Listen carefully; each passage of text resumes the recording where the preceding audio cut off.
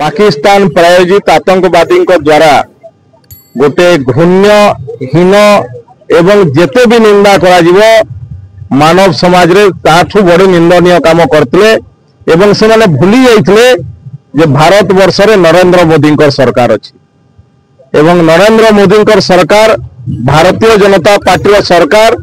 कौन विगत दिन में जहाँ पाकिस्तान बोधे भूली जाइथिला आज सारा दुनिया को आमर देशर प्रधानमंत्री कही आम या सह करूँ ना यार कड़ा जवाब देबू प्रधानमंत्री कही गृह मंत्री कही रक्षा मंत्री कही आज आज आमर तीन जाक सेना जो भली भाव में वीरत्वपूर्ण कार्य करछंती आज समस्त आम गर्वर दिन जो भली भाव में साधारण लोकन को निशाना न करी आतंकवादी माने जोटी रहुचंती 9टी स्थान रे काली आक्रमण होईची ये आज सब भारतीय